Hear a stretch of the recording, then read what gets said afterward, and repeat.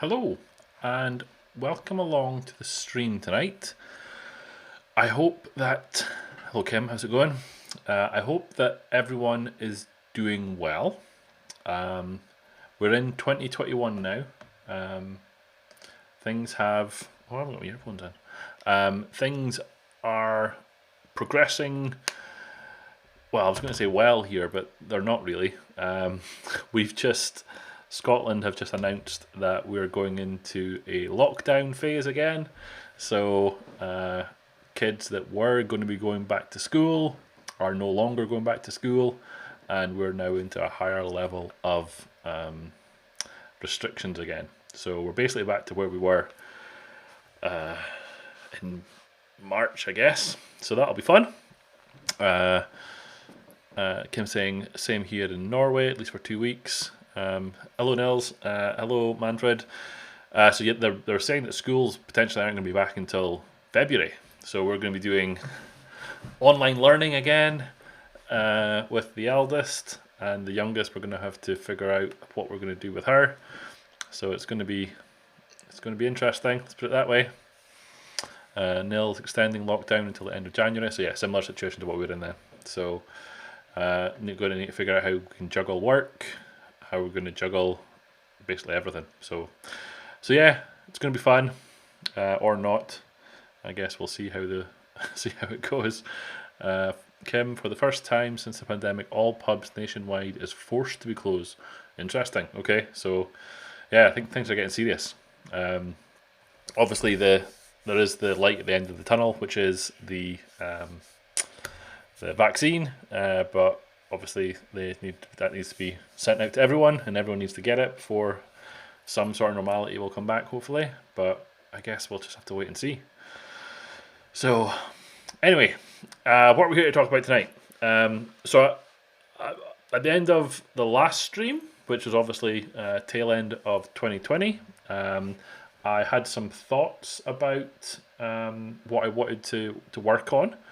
I still have some thoughts about what I want to work on, but one of the things I want to try and address is this issue that's kind of floating behind me in the window here that Nils has raised. So there's an issue currently with regard to utilizing Cake.Recipe. Happy New Year to you too. I should have said that. So thank you, Augusto, for pointing that out. Happy New Year. I did say it was 22. I did say we were in 2021, but I didn't say Happy New Year to everyone. So yes, absolutely, Happy New Year to everyone that's in the chat, and Happy New Year to anyone that's watching back later.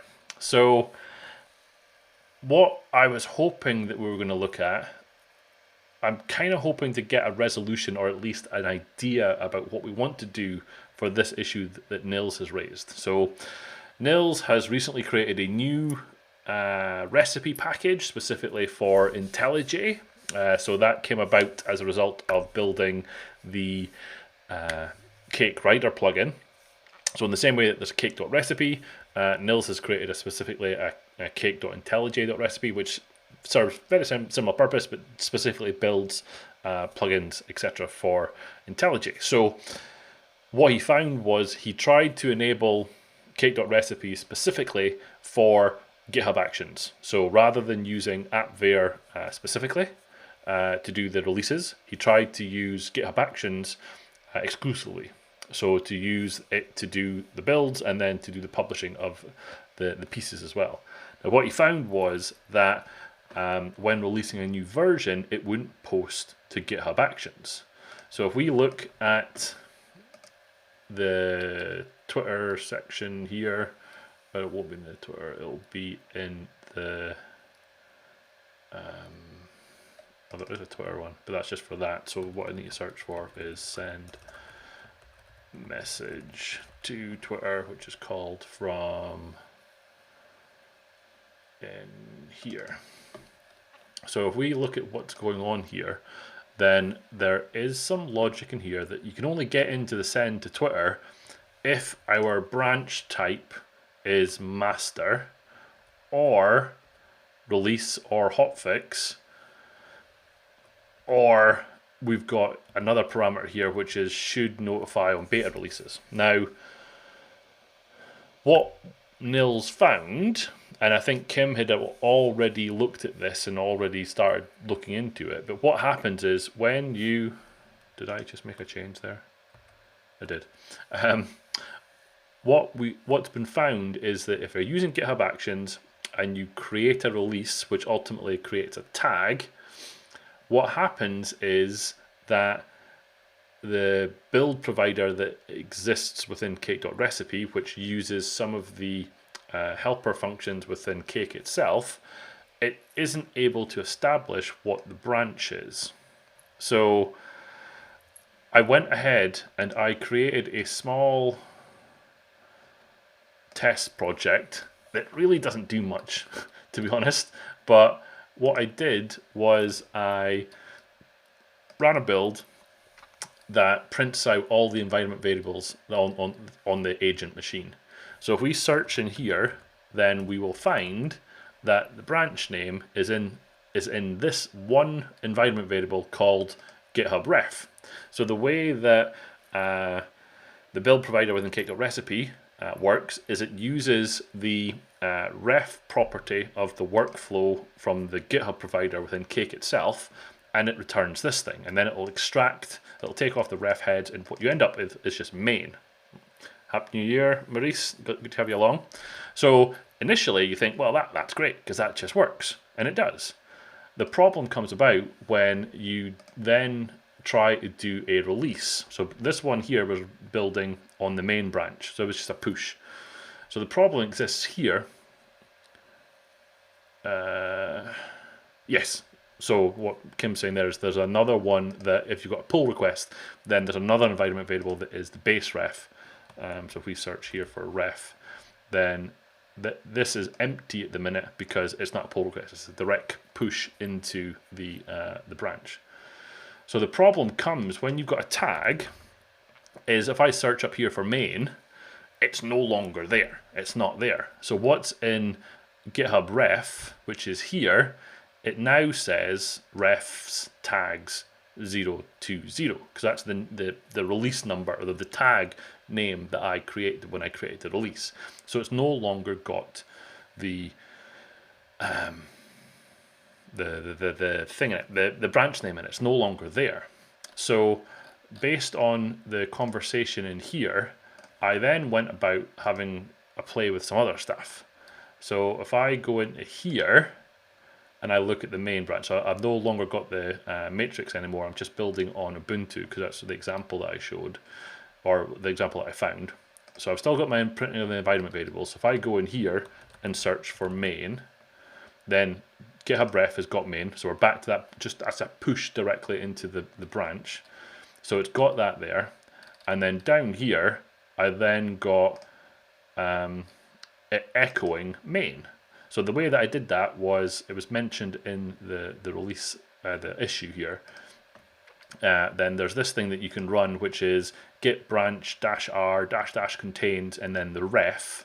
And then from there, you can do what I think is essentially a regular expression replacement for the branch name and origin. And then what you get back is main. So it's like, oh, this is amazing. This just works. So then I did another test with, again, a tag. So what we do in here, exact same thing. It's the exact same build. So if I expand this and do a search, again, main's not being found because the GitHub ref has got the tag in it. So the same thing that we tried to do before, if we run echo, then it no longer finds anything. And that's because in here, it doesn't find anything. And the reason I think it doesn't find anything is what Kim highlighted in the issue, is that it's been checked out in a disconnected head. So it doesn't have the information that I think we need, because it's checking out the ref. So it's specifically checking out the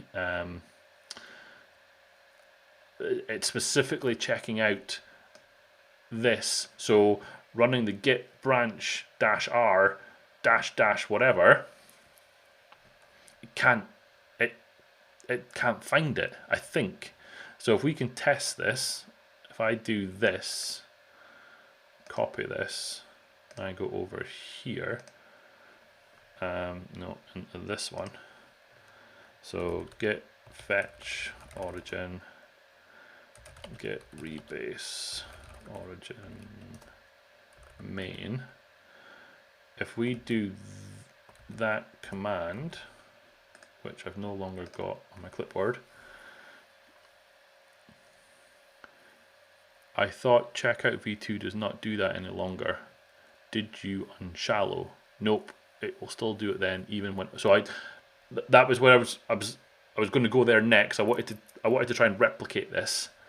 So if I say git checkout force ref tags, then we're into here, and if we do a git branch -r, git branch -r -- contains refs tags 0.3.0. Interesting. So it works locally, but why does it not work when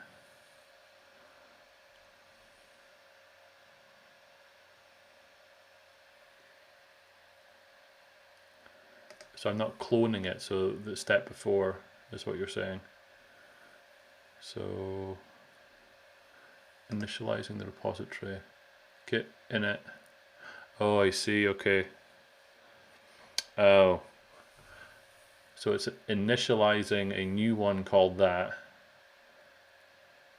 Well, let's do it all then. Let's see if we can do it. So back to here. Let's go in here, cd into c temp ls make dir testing GitHub Actions, cd into testing GitHub Actions, initialize an empty repository, git remote add cd into Cake. What have I done? Initialize an empty repository in. Oh, what have I done? cd into. I should have watched what I was pasting there, shouldn't I? Home, runner, work, cake. There we go. Okay, so let's try this then. Git remote add. I'm sure someone's shouting at me. Yeah, Lisa's shouting at me.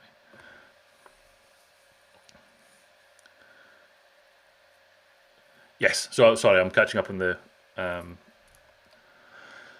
So setting up auth, fetching the repository, git version.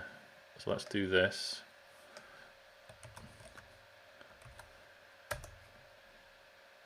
Okay. Yada yada yada. Determining the checkout info. Nothing there. Then we do a git checkout. I should have said hi Brave Cobra, by the way. Sorry, I'm off in my own little world just now. So git branch -r -- contains refs tags 0.3.0. Right. Okay. So that indeed. So the next question then is, in its current state, how would one get the branch name associated with where we are?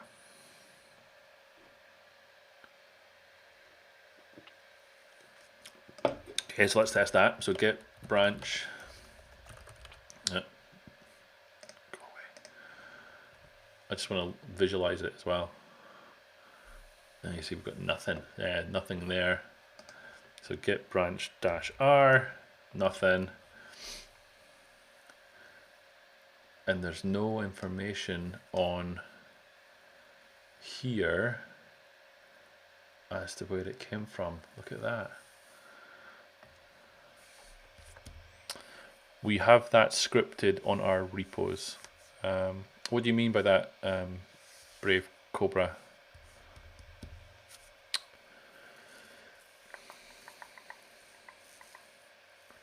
So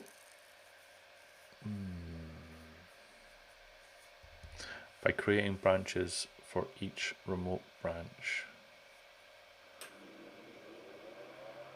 So on top of the checkout within, so okay, let me try and paraphrase. So what you're saying is within the GitHub Action, I'm assuming that you're doing, you have a setup step that once the initial clone is done, you then create branches for the remote branches. It did, Maurice. My heater did indeed just kick on. It did. How distracting is it? I thought I'd set up the background filter to not allow you to hear it. Okay, fine, good. Because what I was wondering is, there is a fan indeed spinning. Yes, it's a little rotating thing that pumps some heat into my little shed here. What I was wondering was, so in its current state, what will happen if I run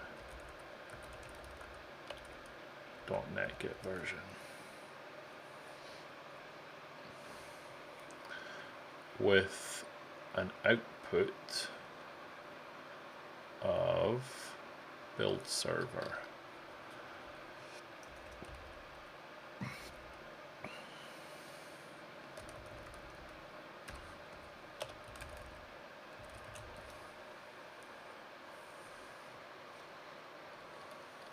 Because Git version should do some normalization of the branches, but it's obviously failing. And I'm assuming that that hasn't done anything to the repository either. Now I don't have a map, that's because I'm in a disk, so that won't work either.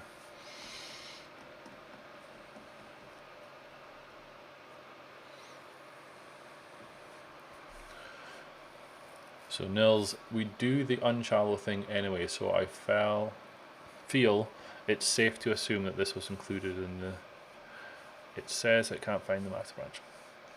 I do, so I mean that's what was going through my head, Maurice, but I don't know if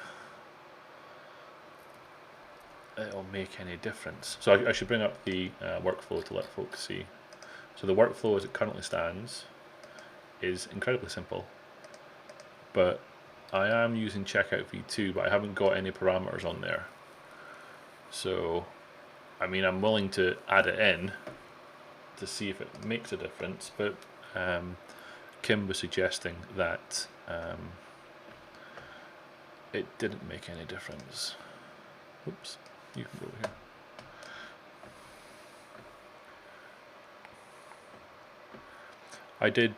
I was going back to find that, Maurice. I saw that you posted something.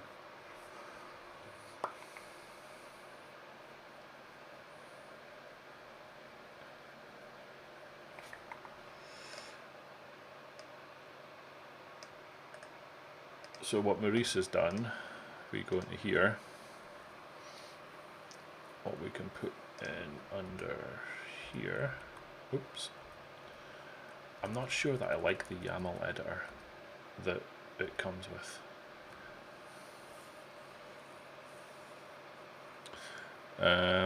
Yes, 704 says the same thing, so that was the issue here. No, 704, what's 704?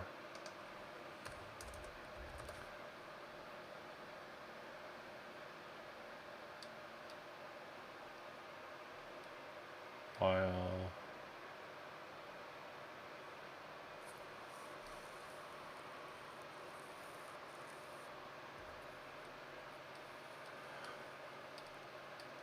So it's either one or the other is what we're saying. So currently,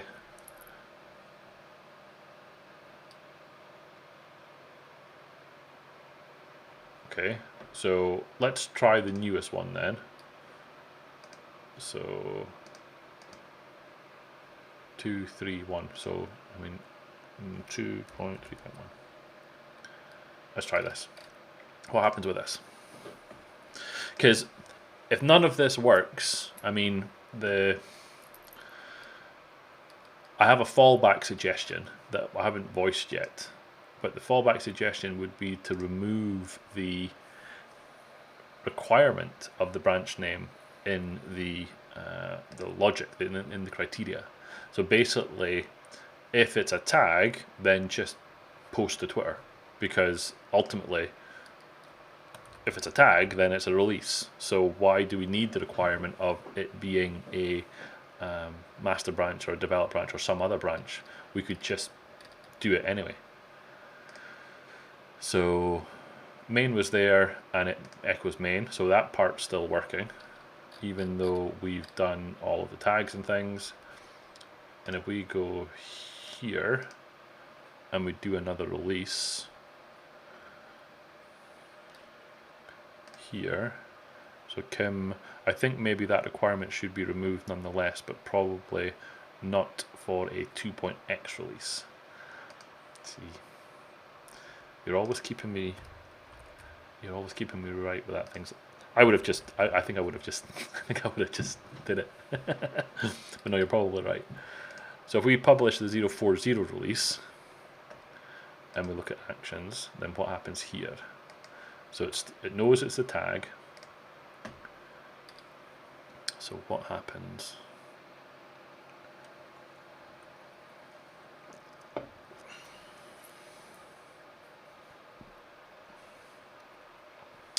Augusto's asking, would removing the branch name requirement break anything in your workflow of creating a draft release first?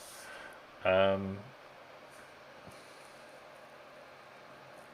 don't think so. Oh, it worked that time.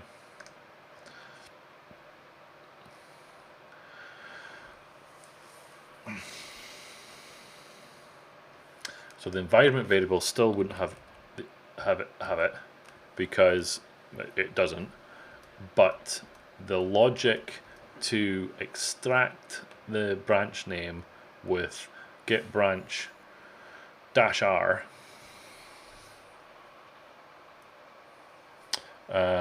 don't you need to create a tag in order? No, the draft release. So the way that GitHub works is that, so if I go into releases here and say create a draft release, so let's do 050, 0.5.0. So all of this can be automated through Git Release Manager. If I just say save draft, at that point it hasn't created a tag. So all it's done at that point is it's created a placeholder for the release that could be populated with the release notes. And it isn't until you publish the release that it adds a tag into the repository. So it shouldn't break anything from that point of view, no.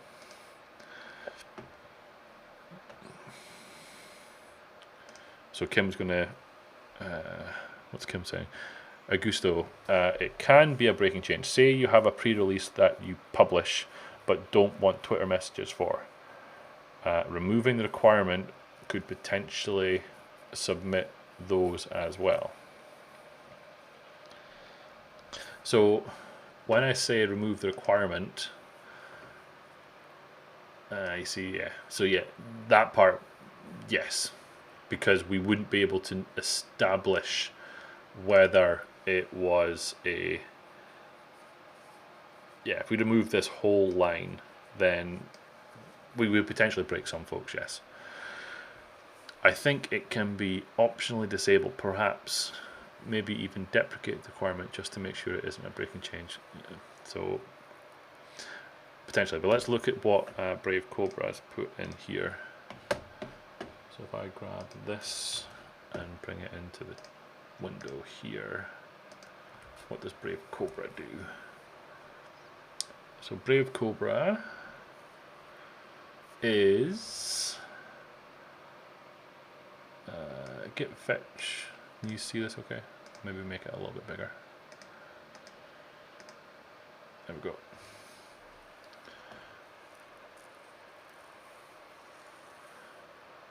If the bitbucket branch git fetch origin develop, if it's not equal to release, then for branch git list. I see. Git fetch origin. Gotcha.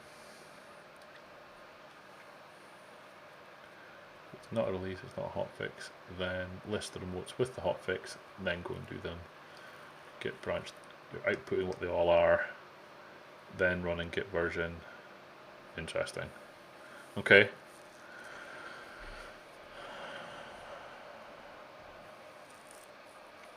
Manfred, got to go early today, folks. Have to write down some notes to ensure Gary won't be bored when working through chocolate issues. Oh, that doesn't sound good. I've actually got a lot of work on just now, Manfred, so if you could direct them to Joel, that would be great. He's on holiday until next week, so that'd be great. But no, okay, so Brave Cobra, I see what you're doing. So this makes sense to me. I'm wondering how this relates to what we've just put in play, which is the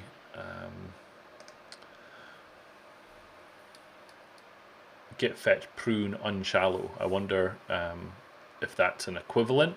I genuinely I don't know where that came from or who came up with that suggestion, but from what I can see, so if we were to go back to this broken one, if we were to do git fetch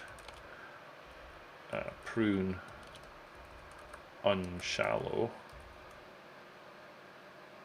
what does that give us? So then we look in git ex, then we've got, oh, we still don't have, or do we?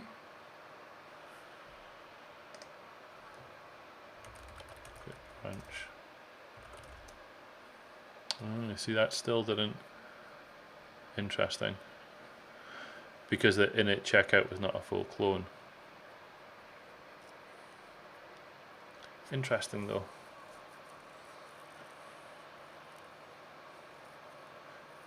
Because it did work with the unshallow on here. So maybe what checkout version were you using? Or what checkout version are you using? So if we go back to look at what it actually did, and we look in here, this one. So we run initializing the repository, add origin, fetch the repository. No tags, prune, progress, origin, depth 1.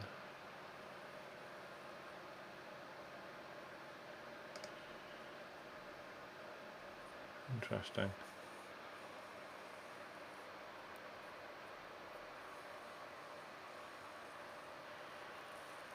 But in terms of what I'm trying to achieve, Brave Cobra, I was able to extract the branch name,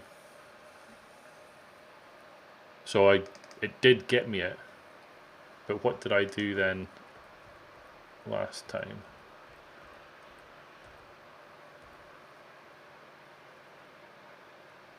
Depth 1 was the same, so that part's the same. But in terms of what I tried to achieve, which was, like I say, getting the branch name reliably, adding in the prune and unshallow makes it work again.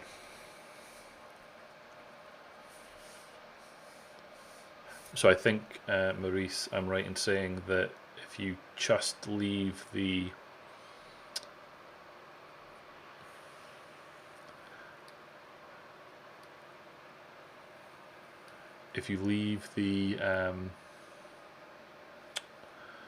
it just v2, it will get you the latest in the V2 series. So I've now pinned myself to 231, but I think in previous executions it would have been running the latest version. So if I do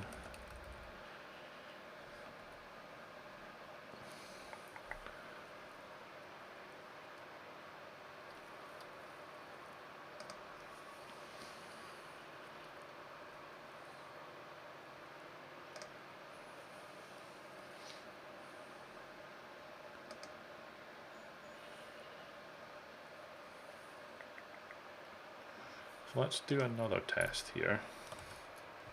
CD up a level. Let's walk through this process again. So we did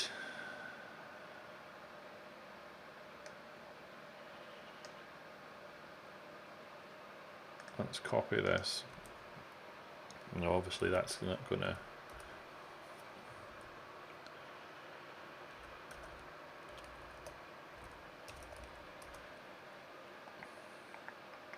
let's put it into the same place, isn't it? There's my one. That don't work. So we're in here. We add the remote. We fetch this guy.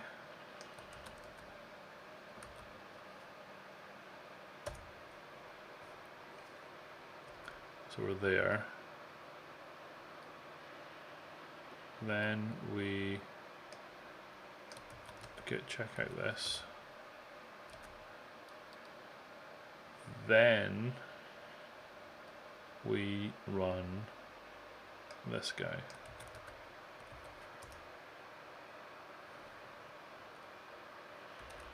Get branch dash R. See, it has it there. So that to me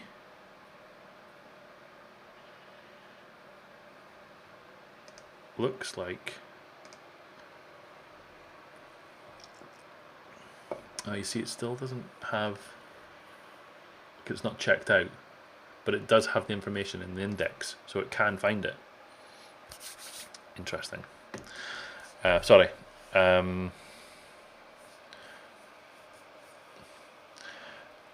If you add fetch depth 0 below the checkout, it should fetch all history.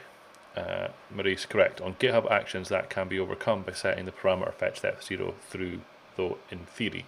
But even with fetch depth, you need to unshallow afterwards, if I remember correctly. And then Brave Cobra is saying correct. So so that's a different part of the saga. So right now, although I am utilizing Git version within Cake.Recipe, where we're trying to do this actually is after Git version, so it would have to get past Git version. So, but regardless of that, and that's why I was wondering, because Git version can mess with Git repository as well, because it does a process of branch normalization to attempt to get all of the historical information in order to assert that version number. So I think, so okay, so let me, in terms of plan of attack, in terms of where we're going, with this, I am going to suggest that in order to make this work, we may have to alter this. So we need to look into the GitHub Actions.cake file and attempt to establish the branch name from the so leave everything as it is, but if at the end of that the branch name is nothing, we then attempt to run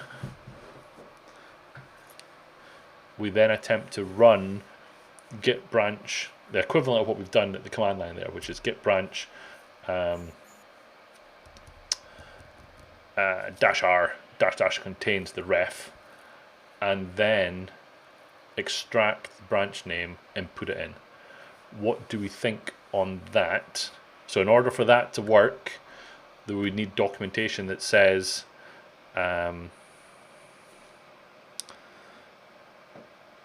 well, we could do that way too, yes. So if it's a tag, specifically run it to get the branch name, because we know that it will require that. Yeah, okay, that makes sense to me.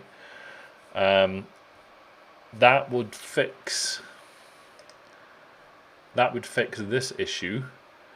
And then there's a larger question, which is, should we remove the caveats that we have on the build task here, which will only do stuff if it's master or if it's release or whatever. So that would get us to a point where it would fix the thing, but leave open the potential for modifying the criteria in a breaking change in a future version of Cake.Recipe. I think that's where I'm going with this. I think. Now, what I need to decide is where to do that, or how to do that, and where to go next. So let's have a little think about this, and let's bring up my environment variables.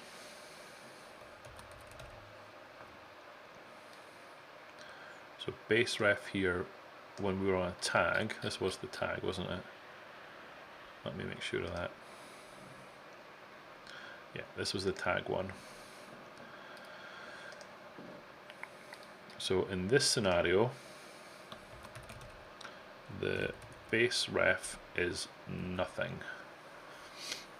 So if we're not empty, we use the base ref. So we are empty. So then we say,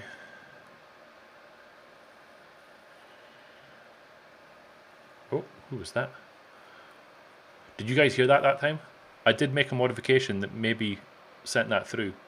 But hello to Collins, something. Thanks for the follow, I think. Appreciate it. Still no sound? Dang it. I was convinced that was going to work that time. Oh well. Still a job for another day. Right, where was I? So it could be. It's a great song, especially the Disturbed cover of it.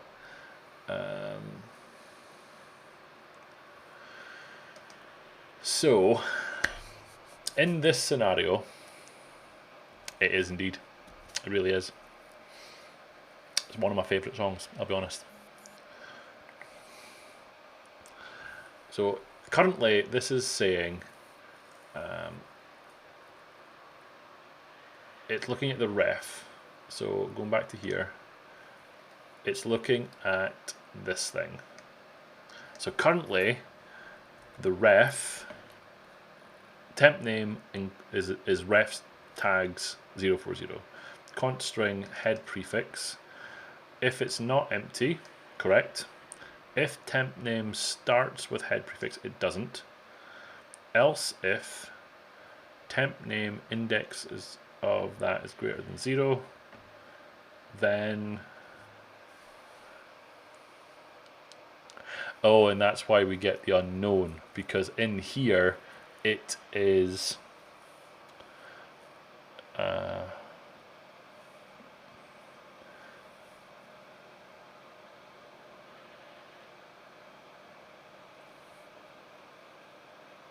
so hold on. Collins, I'm not familiar with that word, to be honest. I'm familiar with the Guide Scots word, a wee wonder. I wouldn't have called. I'm not familiar with the word Stravig, I'll be honest. I don't speak Scots, I speak Doric, variation on a theme, but that's not, that one doesn't ring a bell for me. But welcome along anyway, Colin. I'm happy to have you here. We are just working on Cake.Recipe, if you're familiar with that. Verb, Scottish, Irish, wander about aimlessly.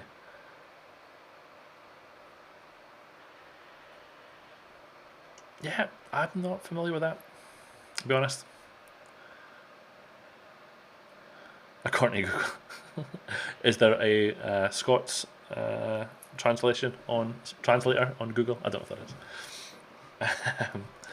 Okay, so the branch at this point would be returned as 040. So when the branch type is established, the branch type would be unknown because it can't find the name in the branch type. So we have some work in here that says, in my parameters, it will be looking to see if the branch name has one of these things. If it has each of any of these things, then it will be unknown. Oh, what are we trying to do here? Oh, look, we're already trying to do it. Hold on then. Hold on.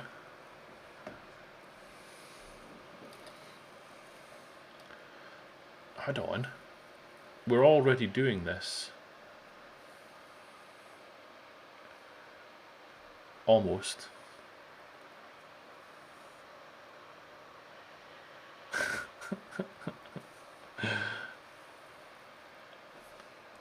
So it looks like we already attempt to do this. But what happens over here when we do git branch dash dash contains head?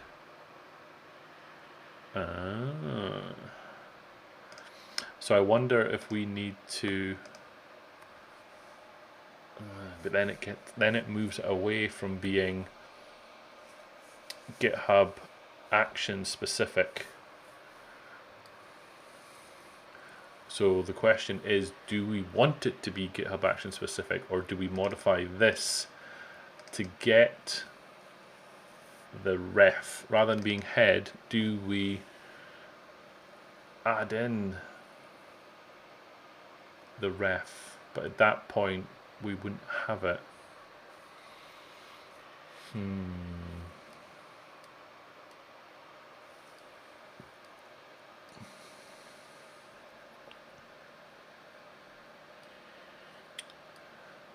I'm wondering if we pick up some of that. Since it is a call directly to Git, it probably shouldn't be GitHub. See that? So, well, what I'm thinking is, in my way of getting things done, I'm tempted to pick this up. I'm tempted to pick all of this up and move it over into GitHub Actions when it's a tag, and run the specific one that's got specifically the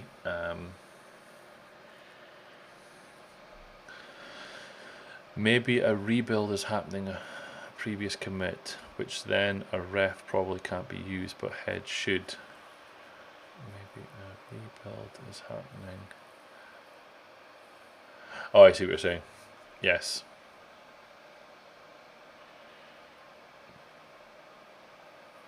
No, I see what you're saying. But if we grab this and we copy it, love a bit of copy paste, and we say,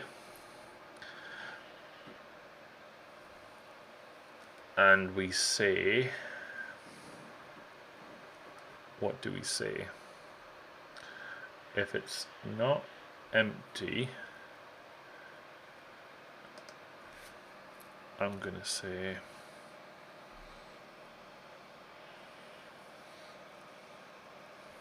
I'm going to start typing. So feel free to shout if I am doing something silly. But what I'm tempted to do is this refs tags, and I'm going to say if temp name dot starts with tag prefix, else if I'm going to plonk this in here for a little bit,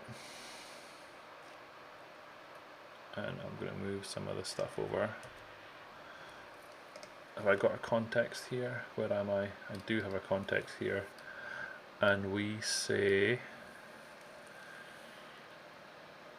dash dash r dash contains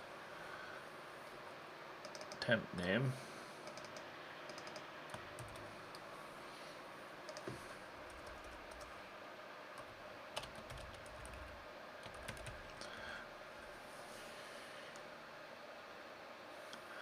So hold on, never mind, in that case it wouldn't even be ran due to the check, so changing it to the tag should be fine. Leave that if as the second. Most cases the first if statement head prefix should be true, just to save some cycles. Okay, so what I think you said there is, what I think you said is cut that one and then paste this one, and then I need to put this in here. So I think you said. So you're right, yes. So we find the Git tool, we set up all the redirect standard inputs, we run the git branch -r -contains, and then the temp name, which was the ref, which is what we said was what we needed, right? We then collect all of that, and then we say lots of things. If lines.contains the master branch name, where does master branch name come from? Oh, we might need to find that. Master branch name. Where do you come from? So you come from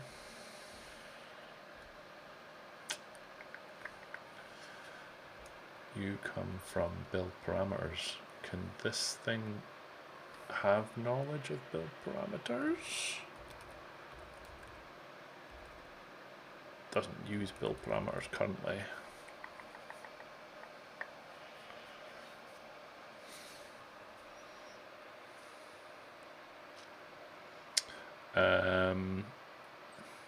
Which bash script are you referring to, Brave Cobra? Did I miss a link, or was it one that I've already opened?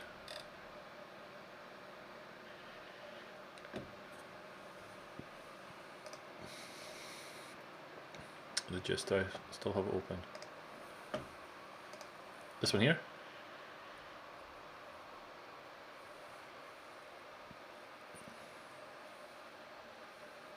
So that was my concern, Kim.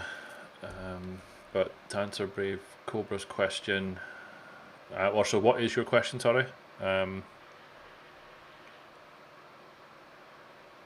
without origin. Get fetch origin tag. Yeah, if you come back with us, I'm not sure it's exactly the same thing that we're doing. It could be related. If I come in here and look for build provider, then build provider is set up there, here's a get build provider. I branch list them and then fetch. So I'm not fetching them. So I'm sort of making an assumption here. I'm making an assumption that the CI system that you're going to build on is already fetched all of the tags and the branches onto the repository that's cloned locally. Then I'm going to run this git command, which is going to find me the branch name for the current head of where we are. Correct, what Nil said. Correct, what Kim said. All of the above.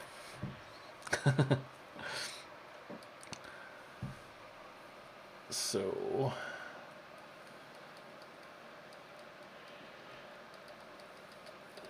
where was I doing all of that work?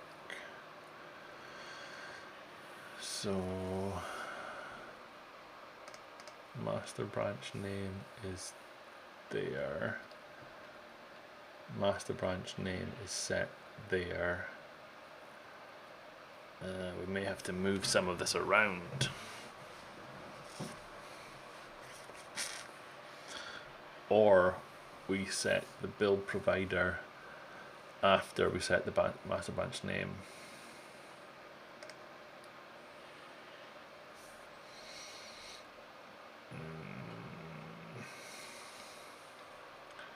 So what I'm thinking is, I don't think there's any harm in moving this. I'm going to move these. We see I won't be able to do that, will I? No, that's not going to work.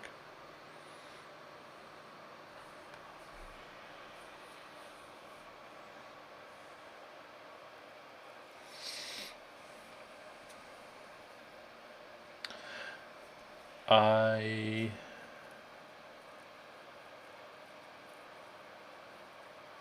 don't mind that idea, Kim. So the suggestion from Kim there is perhaps we add a method that can be called in the recipe.cake file, which would do the work.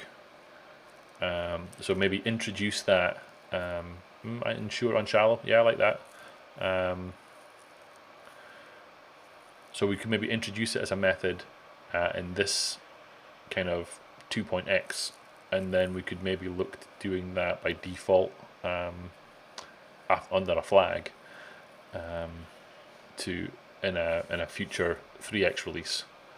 Yeah, no, I don't mind that. I think that makes sense.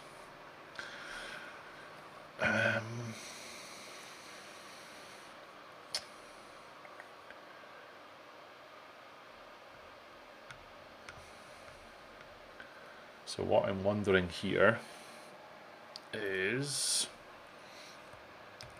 I think I'm going to need to take those out.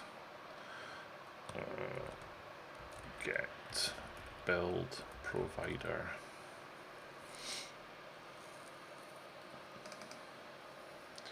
Get build provider, then passes in. I'm wondering whether we take a string that is the master branch name, string develop branch name, and then in our GitHub Actions provider we pass in the master branch name and the develop branch name. So then over here we say string master, I'll get there, master branch name,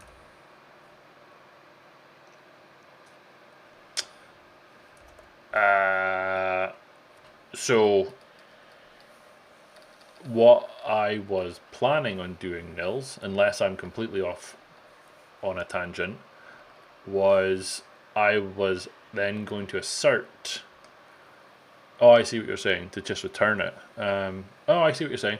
So we don't actually need to set the branch type at this point. I see. Okay, I see what you're saying. So, okay, okay, okay. I think I'm okay with that. So if I go back and say we don't need that anymore, and then let's do some deletions over here then. So we come over here. So instead, what I need to do is I need to do only parse the name.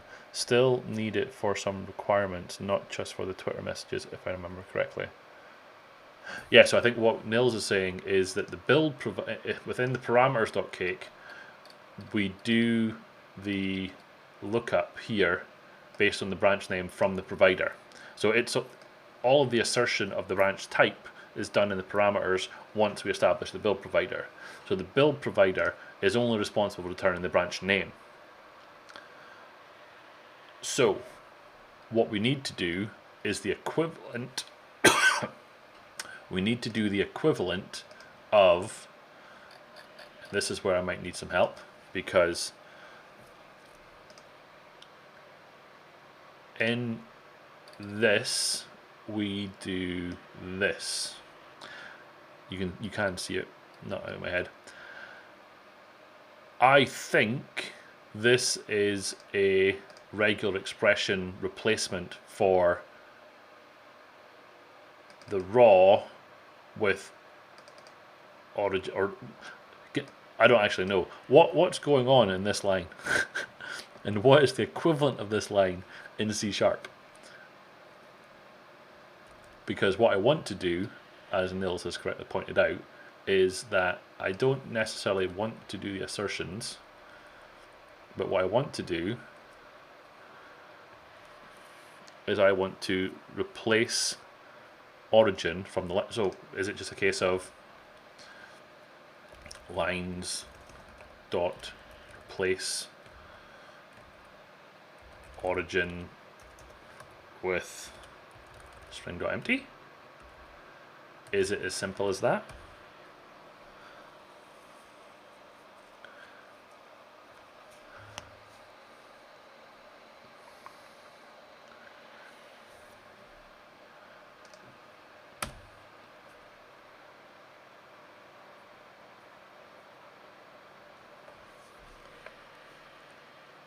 Okay, so lines dot replace origin /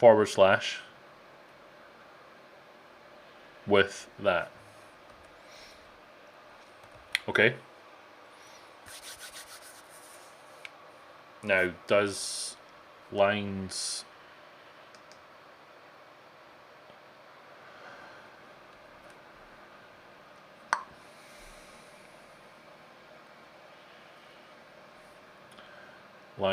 is a list. Lines is indeed a list. So we would need to say for each var line in lines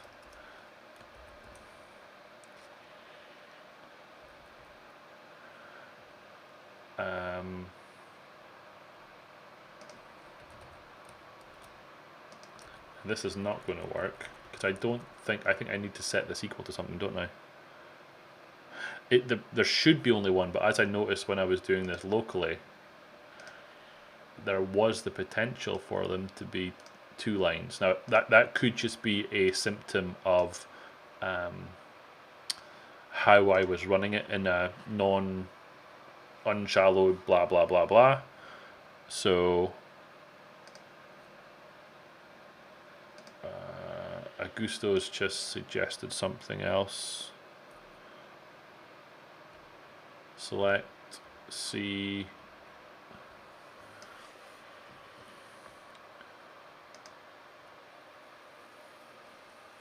I see what you're saying, so yes, we could do something in there. What am I doing? But hold on though, so no, we don't.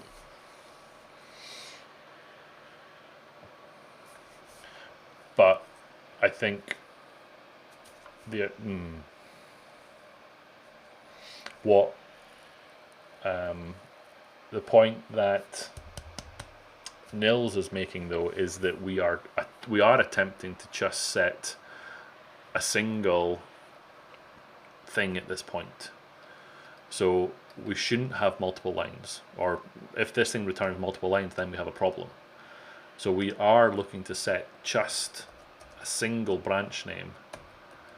So we would expect that there is only one line.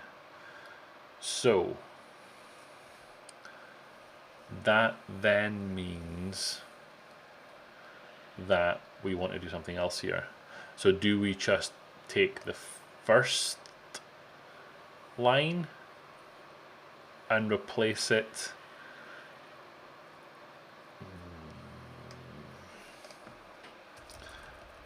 so in here we would be doing something like temp name equals redirect. I'm not sure if I like doing that either.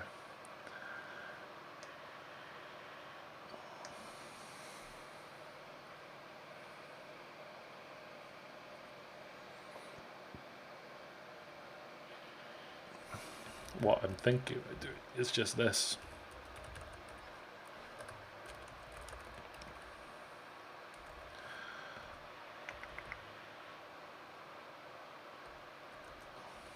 What are all those spaces doing there? This is what I'm now thinking about doing.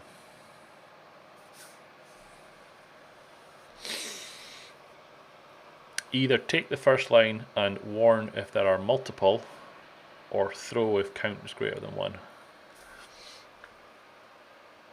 That's clearly not going to work there.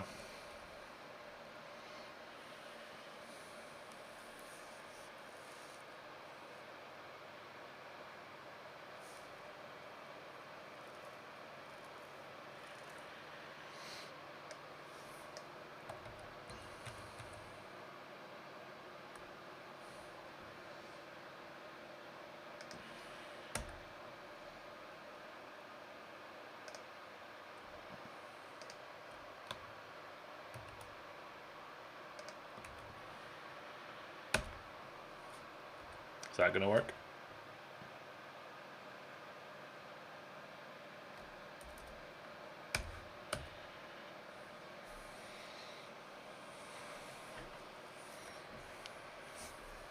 Is that going to work?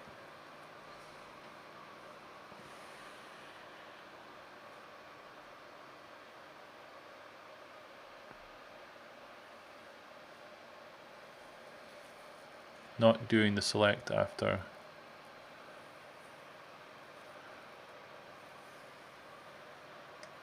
So I was a way to now put the if statement and put the warn in, but essentially assuming that there is a line,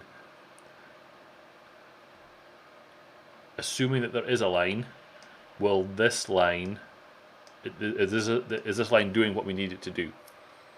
Is my question. So can I, okay, so we would say that if lines dot count equals 1,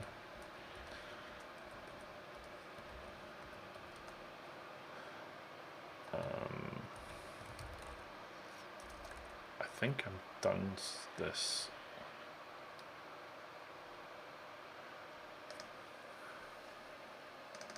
I've been playing with this before. Yeah, so if the redirected standard output, so lines, we don't have lines anymore. So if the redirected standard output dot count equals 1,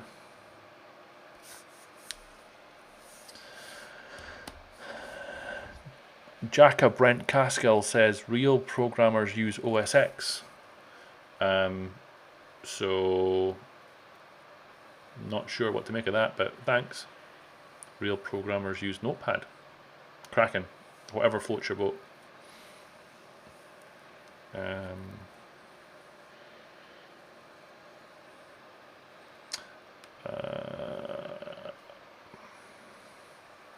sed and awk and grep. Sure, all of those.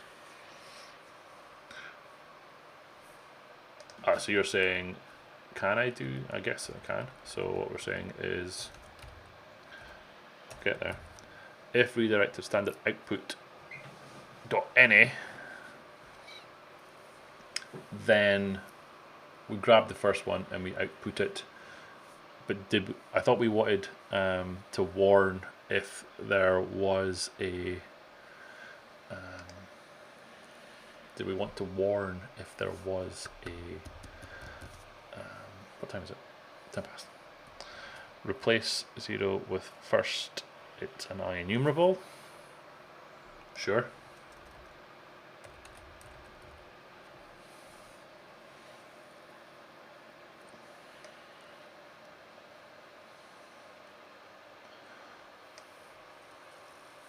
Then all of these things.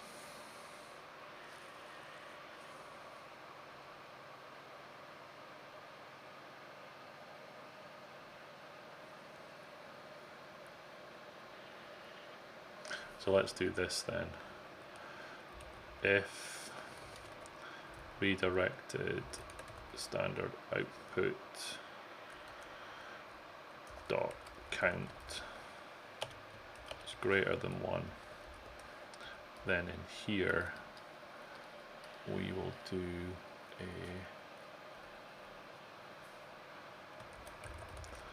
information. Let's do a context.warn. I'm going there. So we're passing in the context here. So we should be able to do context.warn.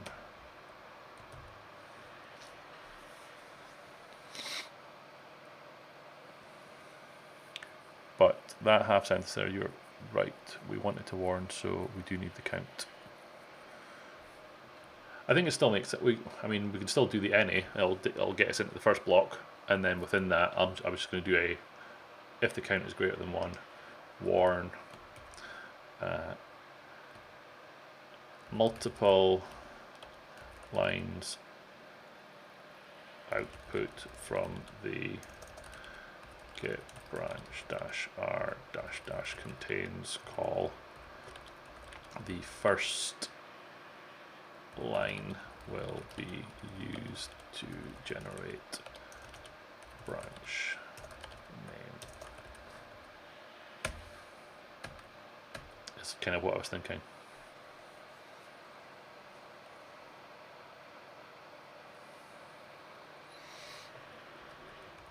Yes, I don't know. I mean, do we?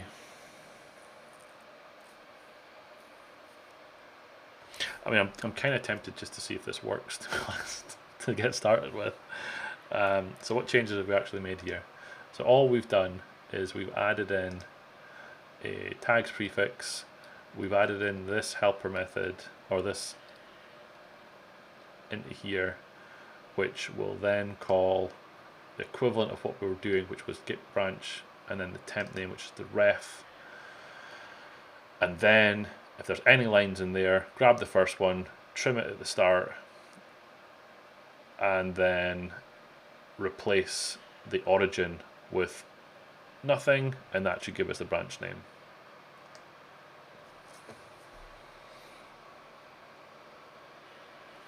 So there's nothing to stop you putting a tag on the release branch, or the hotfix branch, or the main branch. There's nothing to stop you putting the tag on any branch.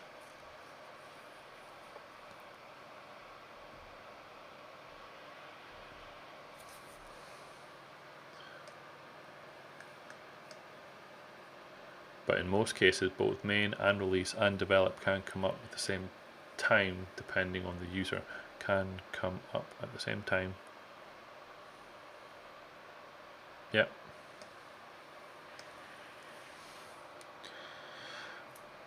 So I think I'm okay with this. So how do we test this? what's the easiest way to test this? What I'm thinking is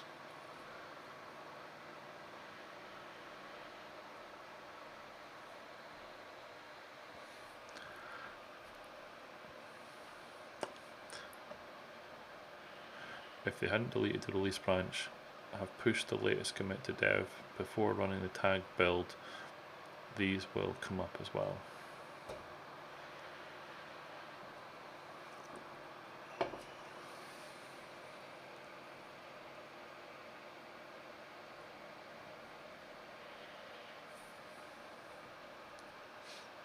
So what I'm thinking is I'm going to go over here to github.com/cake.7zip. That clearly didn't work. 7zip. And I'm going to go into here. And I'm going to go into here.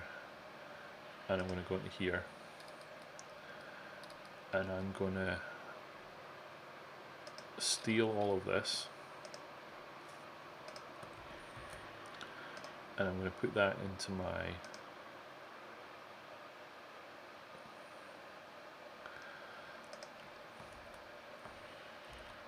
I'm going to put this into here,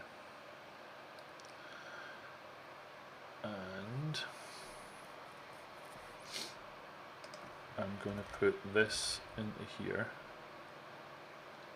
I don't necessarily care about it. And then this part was not what we did. So this part wants to be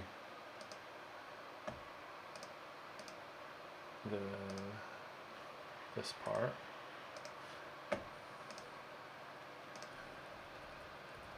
So let's take that out and put this in. Let's put this into here. Lots of stuff. Okay, so this will break, I think.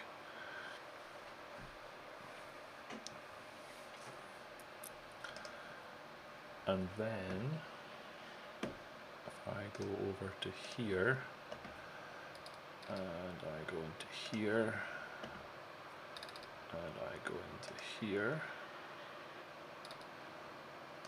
and I steal this, and we add a new file called cake.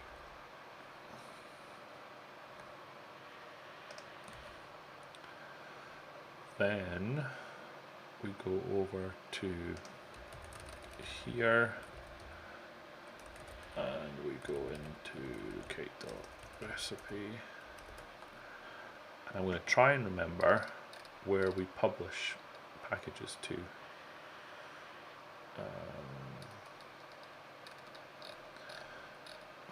So if I go over to here, appware.com.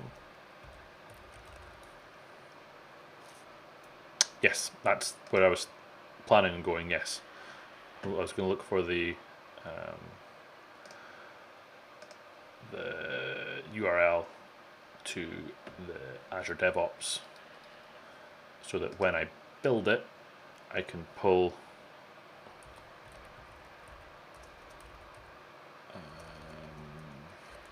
we're still publishing in my Get. No, GitHub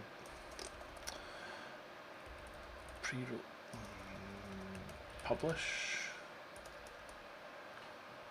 pre-release packages. So in here, and that's where I'm pushing to, but I can use. So basically, I want a URL. So I'm wanting to change this to include the URL to somewhere that I'm going to push Cake.Recipe to. So I want to have a build running that just runs the clean to see what version numbers and branch names are all asserted. So if one of you can dig up a URL to where I can get the pre-release version of Cake.Recipe from, once we then commit the change that we've got outstanding, we can then do a side-by-side comparison between what it was and what it can be, if that makes sense. So if one of you could do that, that would be great. And then where we were was in here, and this is going to be GH for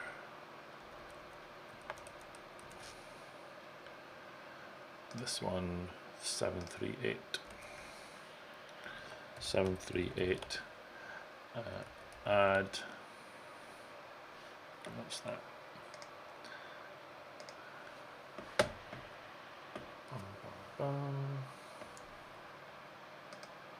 Perfect.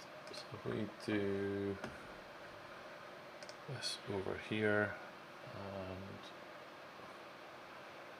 this over here, blah blah blah, Cake.Recipe, insert version number. So then we would go over to here and go in here. And does it show us? No, of course it doesn't. But the last build was for this one. That probably wasn't the version number. Oh, publish pre-release packages, this guy. Copy that and put this into here. Thank you very much for that, Kim. So if we try that,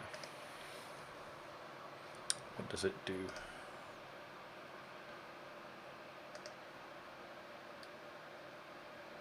What does it do? What does it do? What does it do?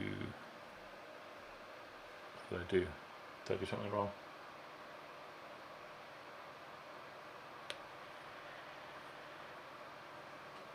Remove. I blindly copied and pasted, sorry. That's not where I want to go.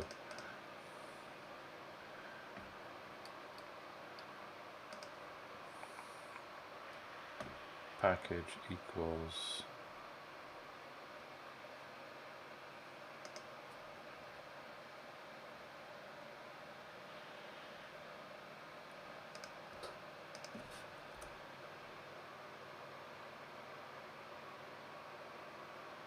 I see, yes. Okay, good shout. So that's going to fail because of reasons.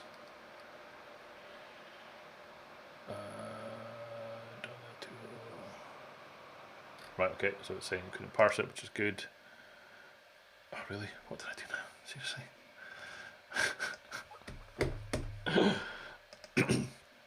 What did I do?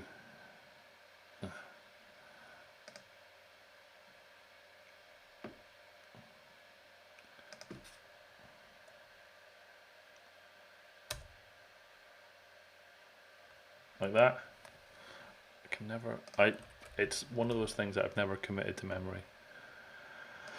So what I'm trying to do, let's just bring it up so that everyone can see what we're trying to do, is writing builds, preprocessor directives. What I'm trying to do is I'm trying to add in this. So yes, absolutely correct. I'll try this again.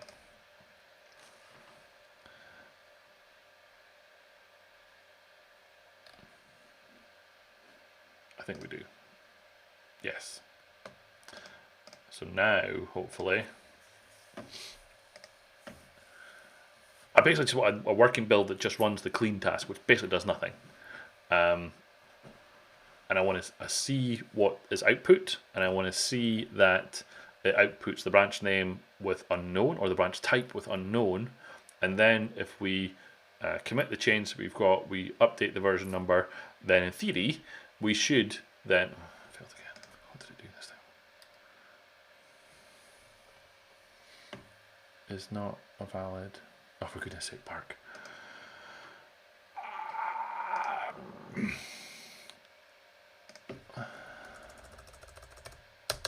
We will get there, I promise.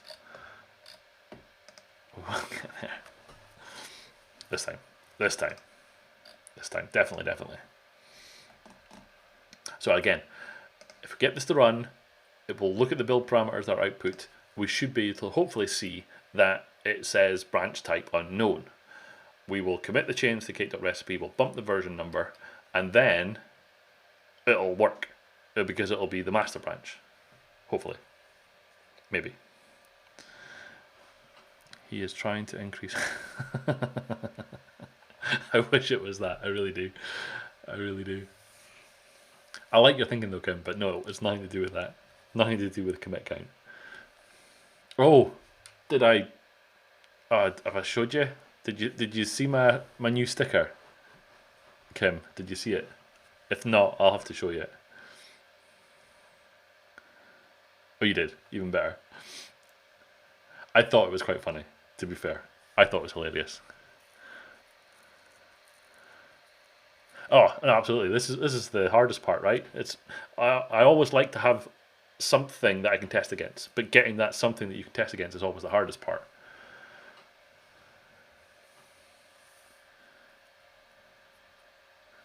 I want something reproducible to know that I fixed it. It's the whole red-green assertions. So it's compiling the build script. So at this point, there should be no reason that it shouldn't compile. And then somewhere in here, we'll be able to dig up the branch type, maybe. Maybe let it finish doing it. Oh, it's maybe deleted it. Not deleted it, but it's build project. So if we expand this again, and we say branch type,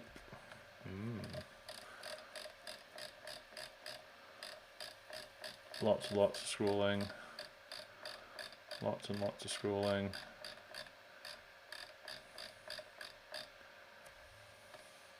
I'm hoping it's something that we output. Branch type is right there. Branch type is master. Okay, so why did that not come up in my search?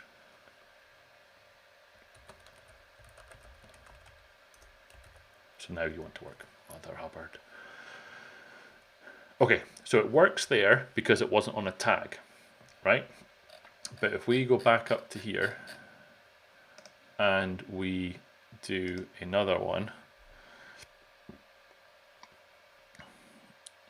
to those that haven't seen it, oh, hold on.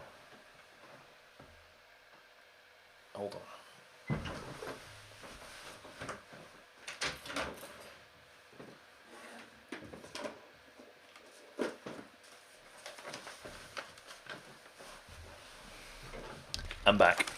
So the sticker is basically a year's worth. Oh, it's not going to work because of the green screen. Referee. So it's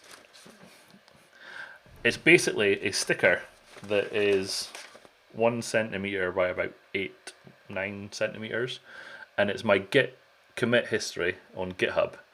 And for the year of 2017, I missed a day.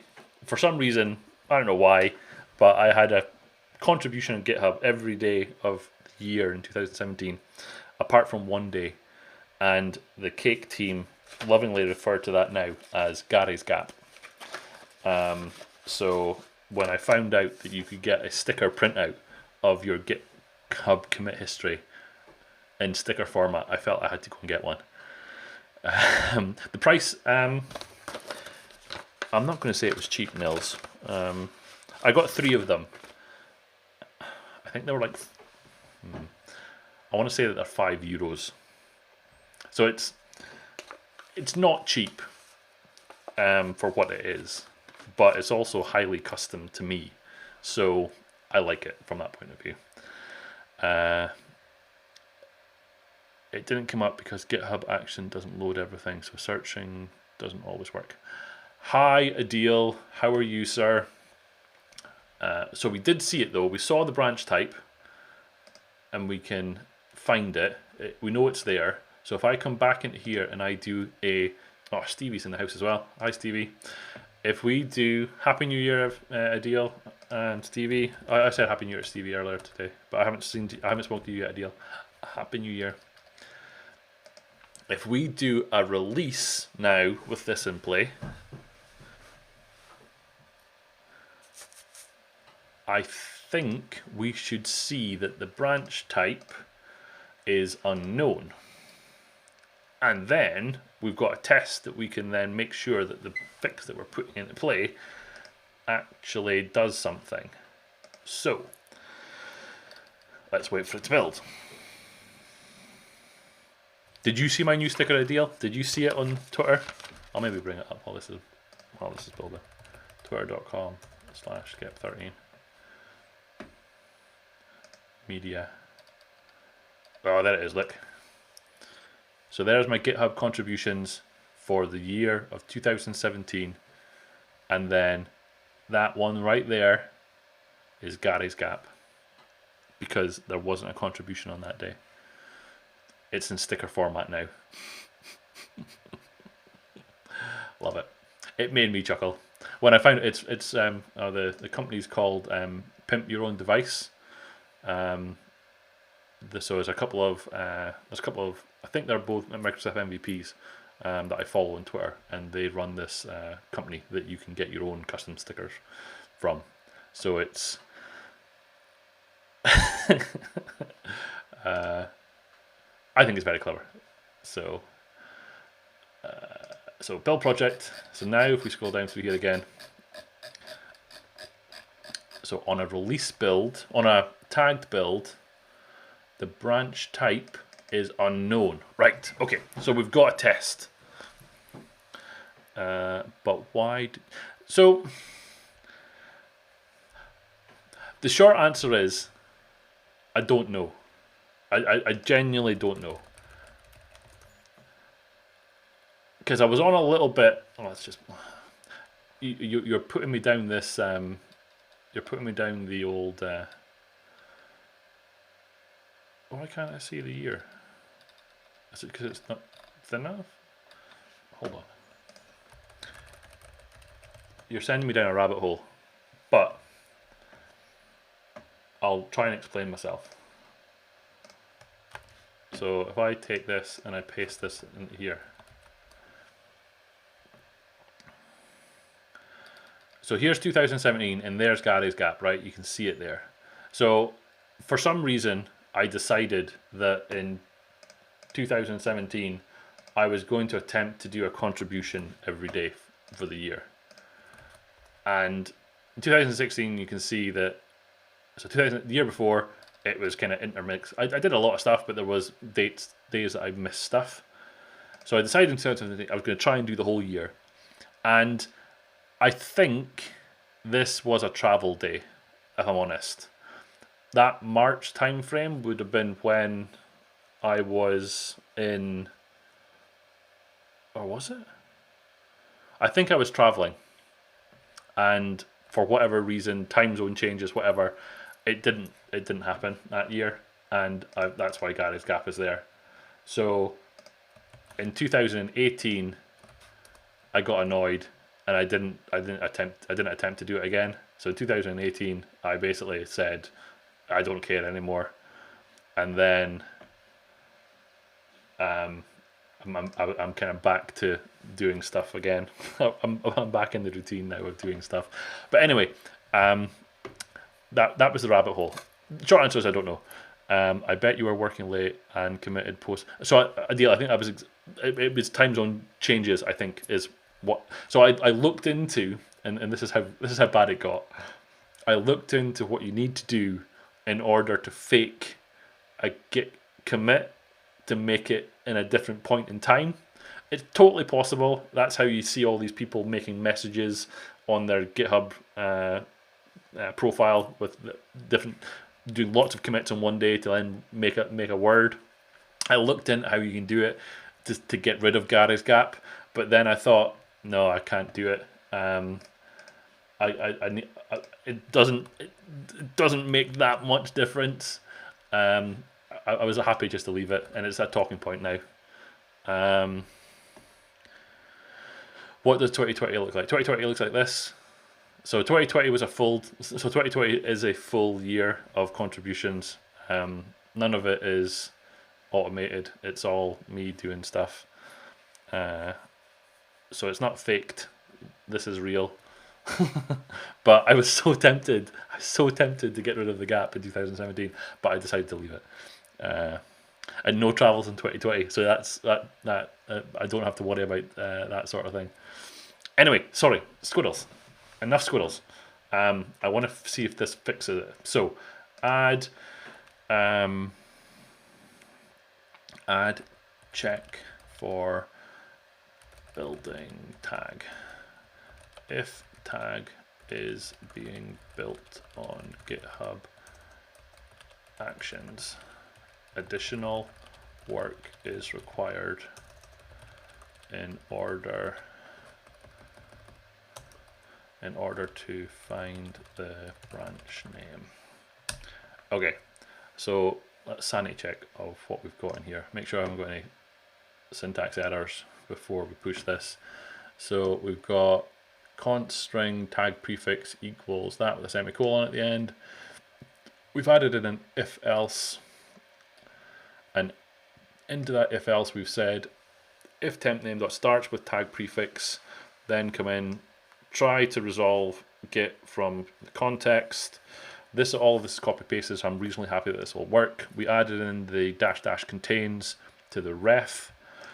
We redirected the standard output. We then said if the standard output has got anything in it, let's just grab the first one, trim it, and replace the origin with string.empty. So okay, so let's commit this, save all, and hold on. What? Let's do this and do this, and then over to here. I'm in the wrong thing. GitHub organizations, cake contrib, cake.recipe, git push upstream.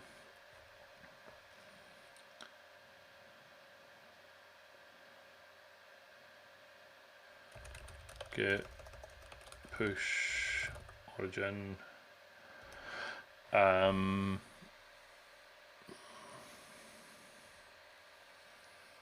We did travel early in 2020, right at the start. I literally got home just before the lockdown kicked in. And Nils is saying, does that work for Windows? Finding Git, not Git.exe. That's a good question. We may be a way to find out. The build that we're running is running on all operating systems, so we should be able to find that out quite quickly.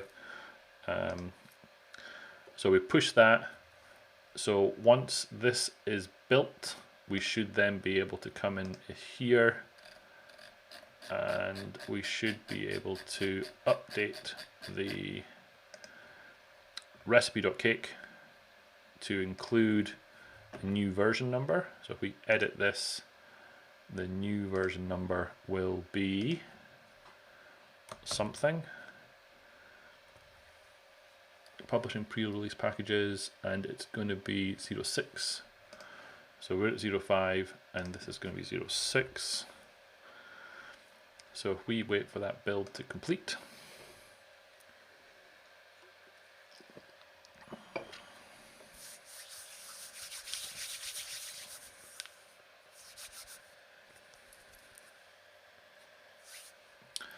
so if we then commit this, another contribution going into the old GitHub profile. I'm honestly joking. I genuinely don't care anymore. It's more habit now than anything. So let's see if this build works. And if it does, if we run a tag, i.e. a release again, what will we get for the branch type? So previously we got branch type master when it was the normal build, and then we got branch type unknown when we did a tag.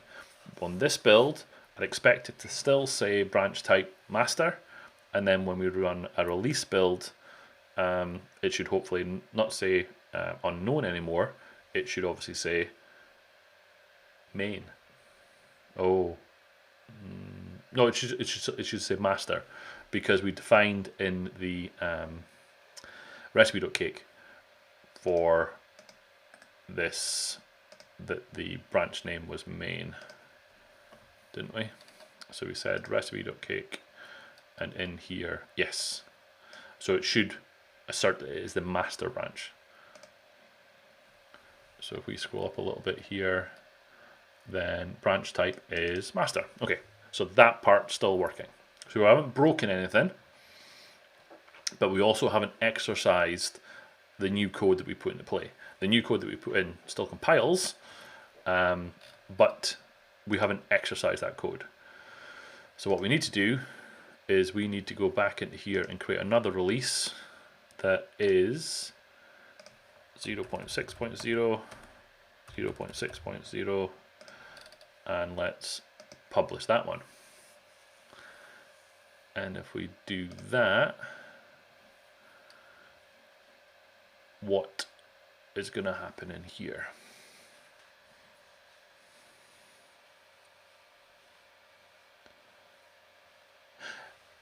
Yes, so that I see what you're saying, Nils. Yes, I think yes. So you, in that case, it's npm.cmd, not npm.exe. So yes. So now we're in the build project. Let's see what exercising that code path does for us. So previously, to reiterate, we had branch type unknown. What are we going to get this time round?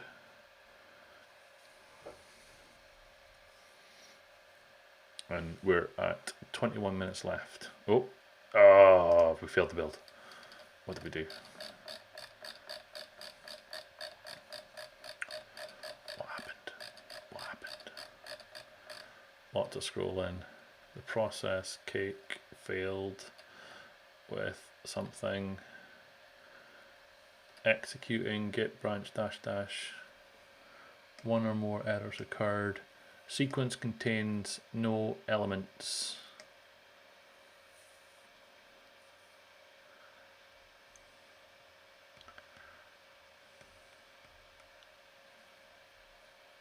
What now?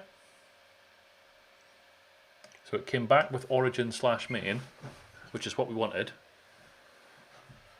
So on line 64,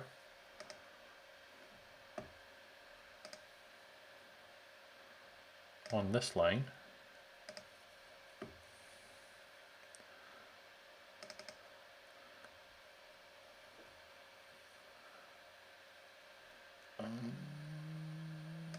what did I do? Redirected. What was in here?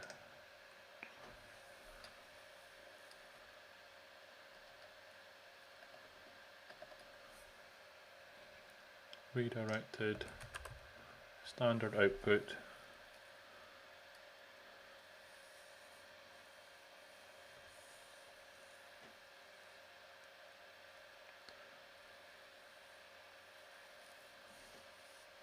Why does... So it got into this line. It has redirected standard output. What is the type? It's an IEnumerable. So we should be able to do that, right? What did I do wrong?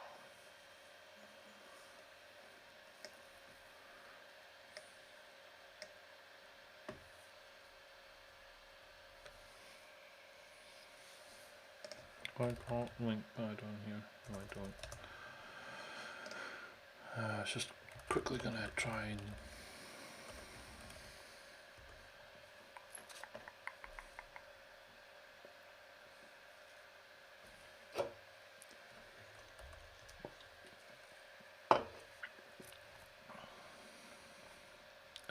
I can do that. So...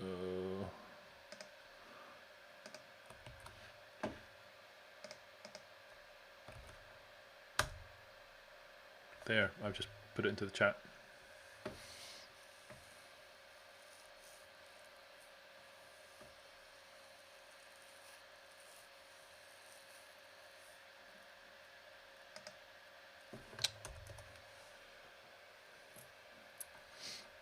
Seriously? Just install.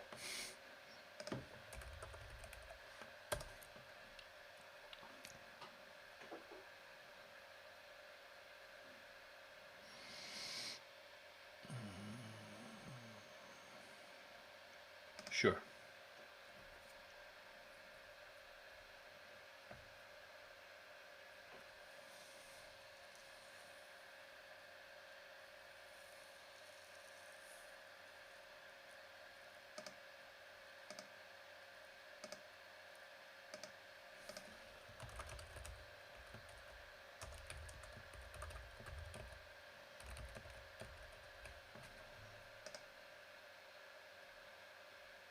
Beautiful.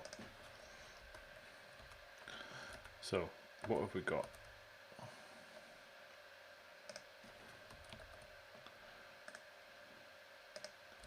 I'm basically going to try and recreate things and see if we can't figure out what's going on. Was my immediate thought as to what's. So we could say redirected standard output equals new list of string, and then in here we could do origin main.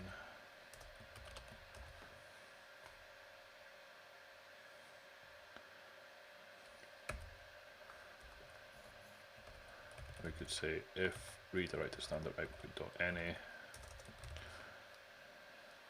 which is the equivalent of what we've got.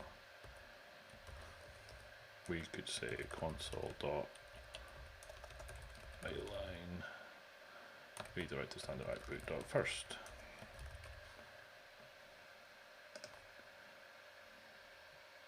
That's clearly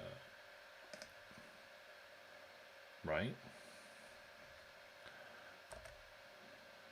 So then let's see if we can add in all of this stuff. Copy that. Main.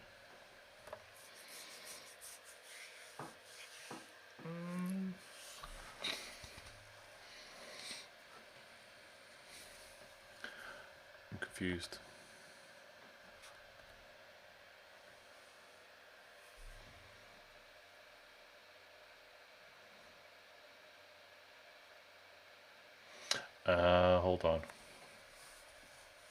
Hold on. I've had this issue before. Redirected standard output.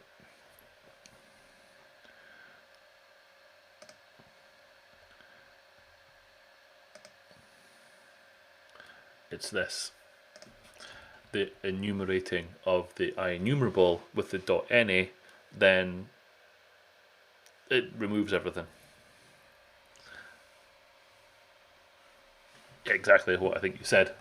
So we need to first need to get the to list. So we need to change this to be and I think that's why I had lines. So var lines is equal to this dot to list. And then lines becomes this, lines becomes this, and I think that's what we need.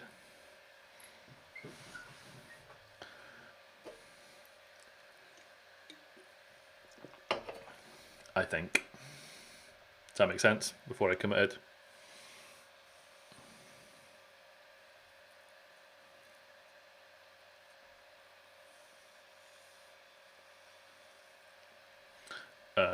So if lines dot count is greater than 1, or hold on, if it's not equal to 0.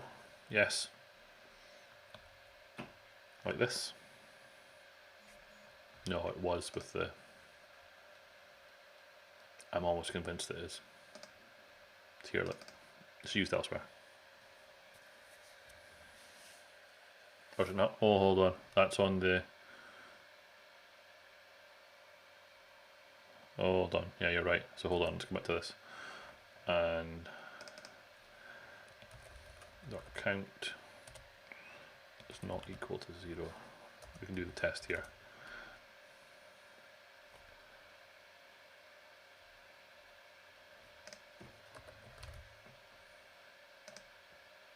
Is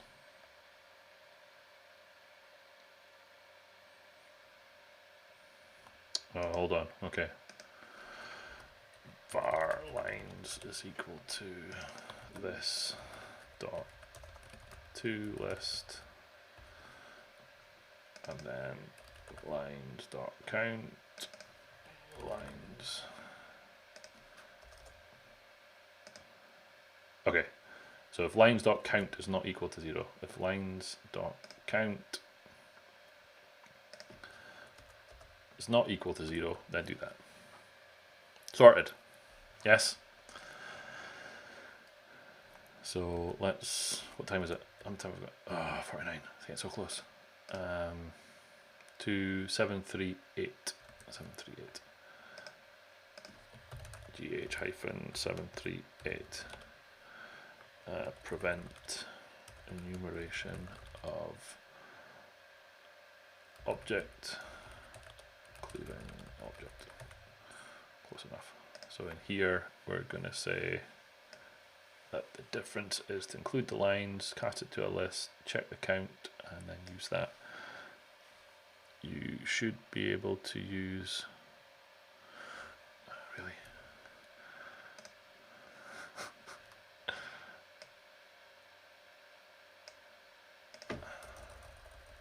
Lines 0, sanity check, lines 0, beautiful.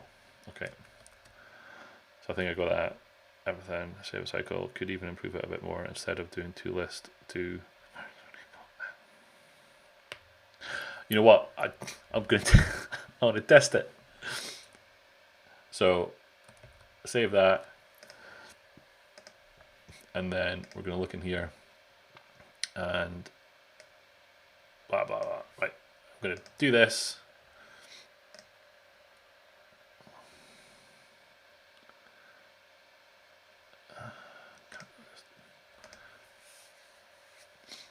Alright, save it, and then we're going to do git push upstream.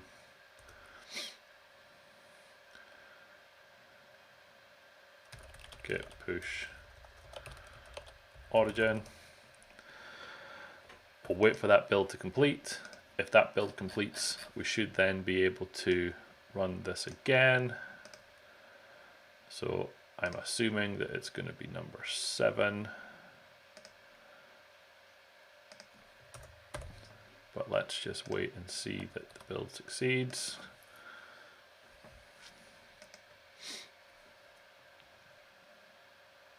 And then if we need to circle back and update the code, we absolutely can. I'm just more interested in testing the hypothesis at the minute.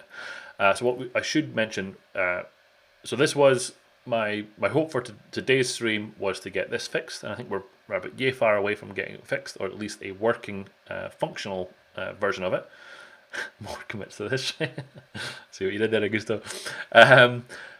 The thing that I was also thinking about looking into was magic chunks. So I'll just check. So magic chunks is a awesome little library for updating JSON files, XML files. I can't remember the name of it. Magic chunks. Yeah. So there's a guy called Sergey. I don't know how to pronounce his second name. I apologize. Sergey Z. So it's a great little library. I use it in lots of different places. Sergey hasn't had a lot of time to work on it recently, but what he has done recently is he has moved the core logic of Magic Chunks into a GitHub organization. He's added myself and Pascal into that organization as contributors. So the hope is that we will be able to update the Cake add-in for Magic Chunks to get it up to the latest version of Cake. And then there's some work in here for updating the Magic Chunks Azure DevOps task and various other things. So that is what I'm going to be spending some time on in the next couple of streams, I think. And anything else that comes up. But like I say, I want to spend some time getting familiar with the Magic Chunks code base. Pascal has gone through it and created a bunch of issues in terms of what needs to happen, in terms of updating the build for it, getting it working on multiple operating systems, all that sort of stuff. So I think that's what I'm going to be looking at in the near future. So I said it was a 7, so I can change that to a 7, and we run the commit here. So there was discussion about whether we're going to be looking at Git Release Manager, whether we're going to look at Cake contrib add-ins, etc., etc. But I kind of want to play with something a little bit new that we've not discussed yet on the stream, and I think Magic Chunks is a good one to do that with. So that's what I'm thinking about. I'd be interested to hear if anybody is interested in that, and they think it's a good idea. If not, we can definitely look at doing something else. But that's kind of where my thought processes were going. So this build, when it kicks off, again, branch type should be master, and then we'll do one more release build for a tag, and fingers crossed it should all work. Fingers crossed. It's weird to see that the build for Windows started first out before Ubuntu at that point, because normally the Ubuntu one is the fastest one. But we're at the build project stage. Come on. 5 minutes. 5 minutes. Where are we going to get to? It's whizzing through.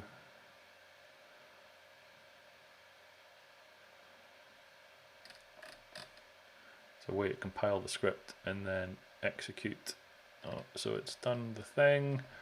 So branch type master. Okay, so that worked the way we expected it to. So if I come over here and I go back to the releases. Oh, really? I don't think I've ever seen. That is interesting. They're maybe updating their hardware and who knows what they're up to. 0.7.0, 0.7.0. Doesn't really matter. Publish release. So let's do another build. Building all the things. So then this one, it's got the 070 tag. And fingers crossed. So if this works, Nils, in theory, you should be able to pull the latest from the Azure DevOps feed, the AppVer feed for Cake.IntelliJ.Recipe if you wanted to. They updated to Ubuntu 20, I believe. It is probably slower. Oh, interesting. That's a fair point. What are you showing me there? Deal. Git Fox. Oh, is this? I've not heard of that one before. Let's bring it in. Copy. Have you played with it? Is it good? Git Fox via setup. The Foxy Git client for Mac. There we go. The Foxy Git client. Yeah, I've not played with that one before.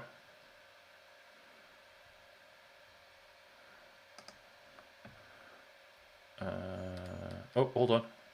So build project. Scroll. Scroll.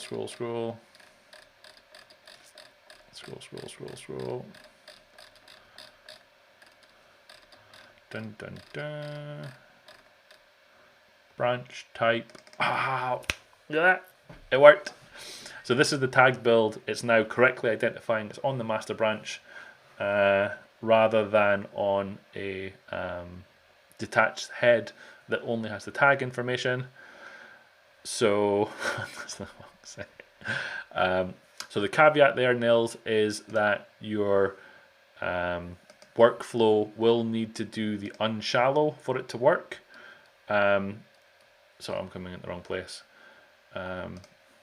It will need to do the unshallow or the depth 0 equivalent. I think we need to standardize on using one or other of these. Personally, I think this one makes more sense to me. It's a little bit more explicit about what's going on, rather than setting a property to then doing something under the hood.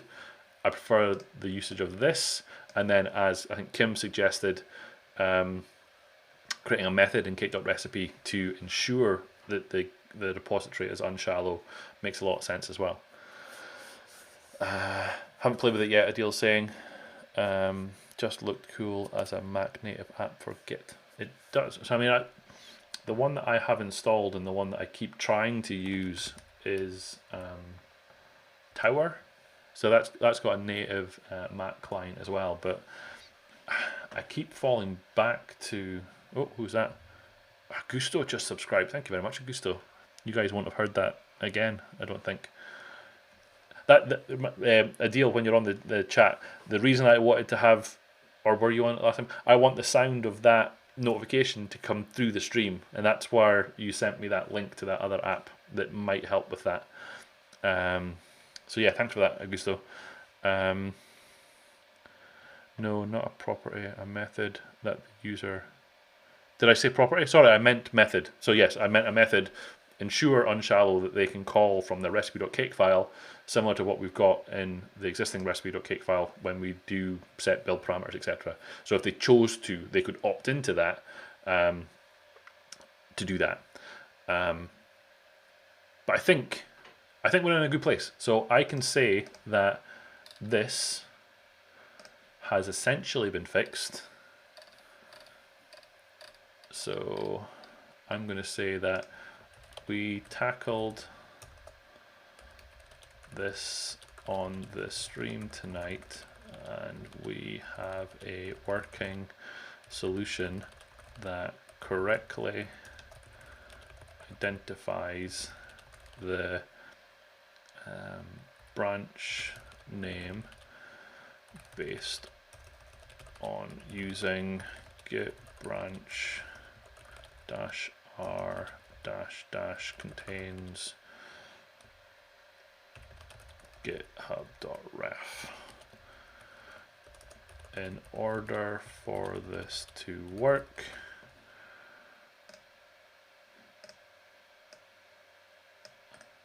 copy, the following is required in the workflow file.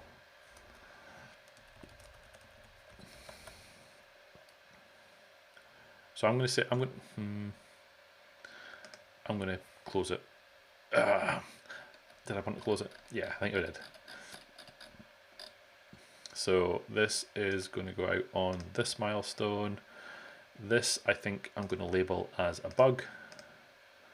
I'm going to assign myself, and job done. So there's perhaps some improvements in terms of the C# syntax to improve first or default, I heard suggested, but in terms of functionality, it works. So I'm happy to get that closed out and do that. So just to catch up, so yeah, the application that I mentioned that Adil told me about was one called Loopback. It's a paid for product that may help me be able to direct the sound from the notifications into the stream. I haven't played with it. I would like to be able to put the sounds through the stream, so I need to figure that out. I'm team Git Fork. They have a Mac client. So I was when I purchased Tower, I was between the two, to be honest. But like I say, I haven't really used Tower. I keep reverting back to just Git extensions, but in GitX on the Mac, because they're very, very lightweight. They do just the bare minimum of what I actually use it for. because most of the times I'm at the command line doing things. So yeah, I don't know. I might go back to try use another client again just to see where we get to. Should probably have linked it to the commits. Should probably have linked it to the commits. I thought I did. The commits are in there, so they were linked via the commit message, or did I miss something else? You should have. Nils is saying if you have time, he'll work on 704, so that would be good. So 704 was, I forget which one it was. Duplicate. 704 was the GitHub Actions. Oh, yes, perfect. That would be good. I assigned the issue to you. It is unlikely they'll get to work on it. Just post a message in the issue if you don't want to work on it. Okay, perfect. Okay, so we're on the same page. Nils has been assigned to that one, so that's cool.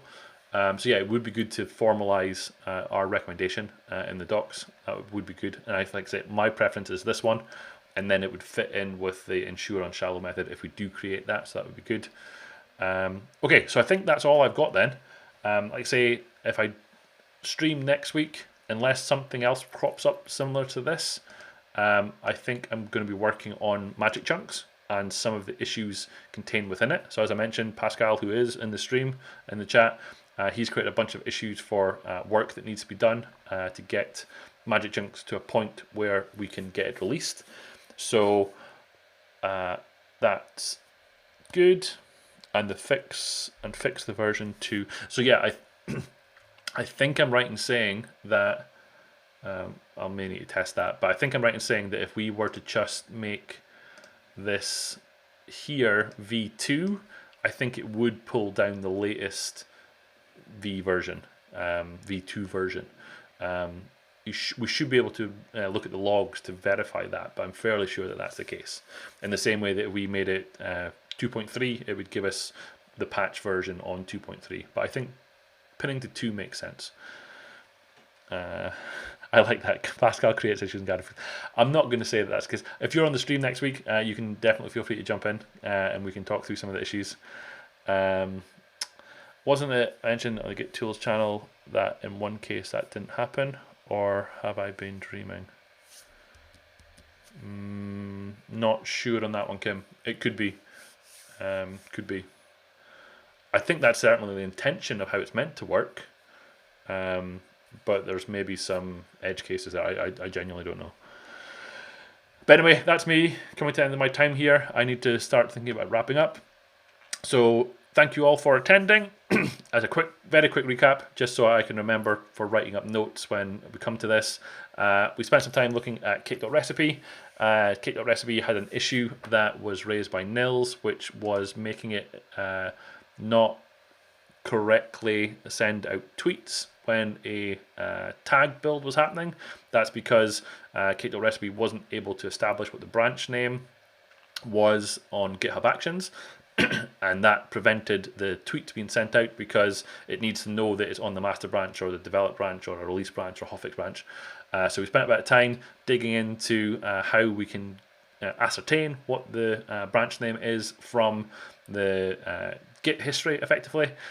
We found a way of getting that to work, and we updated Cake.Recipe to include that. We then tested that execution of Cake.Recipe on our repository here, and it all seems to work. So I'm hoping that Nils will be able to take that latest package on AppVeyor or Azure DevOps, or no, not my Git, on Azure DevOps for a spin to see if that works when he comes around to publishing his Cake.Recipe, Cake.IntelliJ.Recipe, and hopefully that will fix that issue.